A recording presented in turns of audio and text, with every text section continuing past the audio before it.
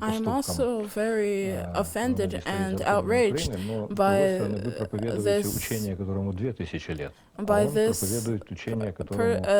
resident of Ukraine. But from one point, you are spreading, you are teaching teachings that have a 2,000-year history, and he is teaching things that have a 60-year history. So technically, he is a bit closer to our modern society. Well, as Jesus said, by his actions a person will be judged. Well, our friend also asked us, don't you want to go back to Nigeria? Yeah, I really do. Last year, on our church's anniversary, the Nigerian parliament sent 2 senators to ask our church for permission. Could I come back to my homeland? And could I do at least 10% of everything that I've done for the Ukrainian nation in Nigeria, for my own nation?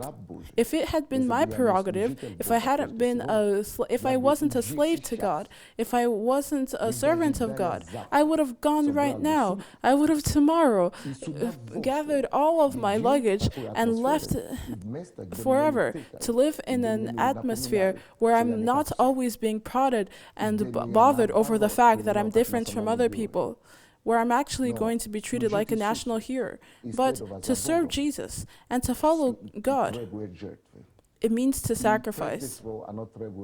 And more of all, it means obedience.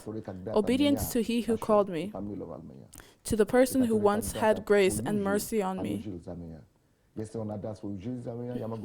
to the person who once laid his life down for me. He laid down his life for me, and so I will always endure anything for him. I'm here not because the desire of my life is to live in Ukraine. No, I have permission to live in Ukraine. I have permission to live in any European country. And unfortunately, people that look for a good life usually don't look for it in Ukraine. About 4 million people have left this year to search for a better life outside of Ukraine. That's why I'm not coming here in search of a better life, but to give help and to give life to those who do not have it. The second question about how much money has been transferred from Ukraine to Africa. In the Bible it is written that for he who lies, everything is alive. Everybody judges based on what is inside them.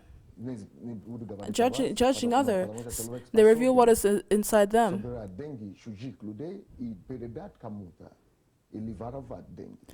Because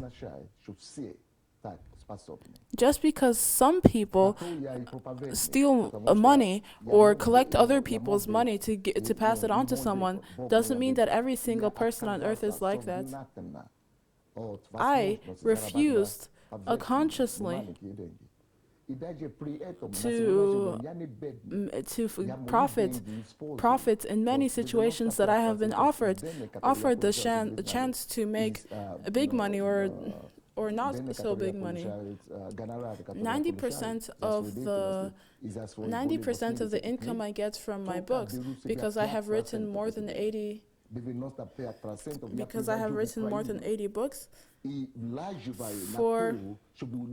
I only take 5% of that income, and 95% I give back into my society. I give to my church. Check my bank record and see how much money I have transferred to Africa. It's none. Because I studied here in the Soviet Union. I finished with distinction. People my professors lauded me and said I was born to be a journalist. I could have been earning such big money right now if I had just gone along with my qualification and natural talent. However, I'm not, because I decided to follow the God who called me.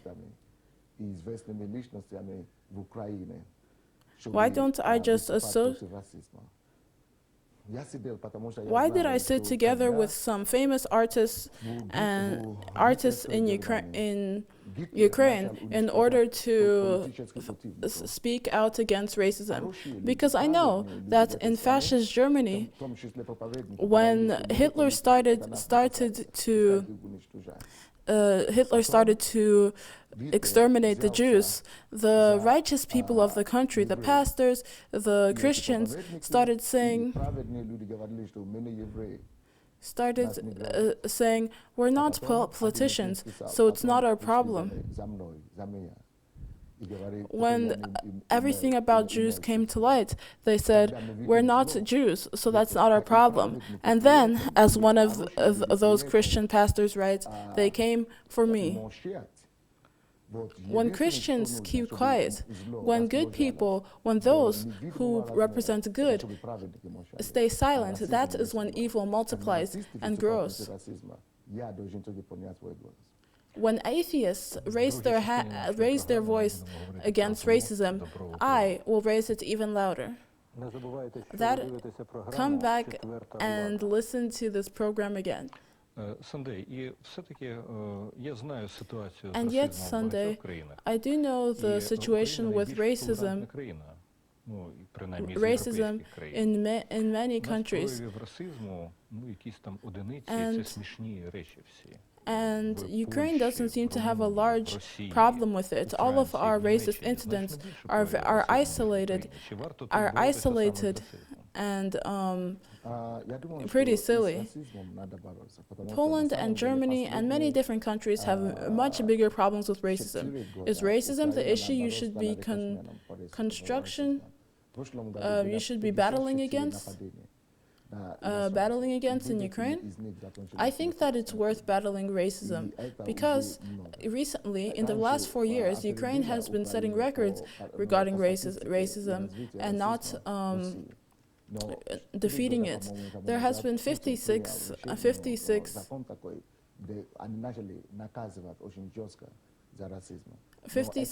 attacks on foreigners in the last year already. At least in Russia, they have passed a law about actual strict, real punishments for racism. But that law has not been punished in Ukraine. And to get those laws passed, we can't just trust words like, Ukraine doesn't have racism. We have to keep insisting. However, what is the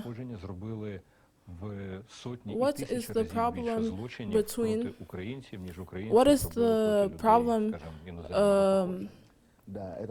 between foreigners and Ukrainians? Or shouldn't you defend Ukrainians against foreigners? Because people who have come from foreign lands have done so many more horrible things to Ukrainians than Ukrainians have done to anyone else. Yeah, that is, you can argue that with anything. The Nazis did so much worse things than the communists, or the Jews have done bad things too. Anti-Semites could argue that. However, it doesn't eliminate the fact of racism just because somebody has done it worse. So, if a person has ever been attacked for their race, then that needs to be stopped in any form or shape.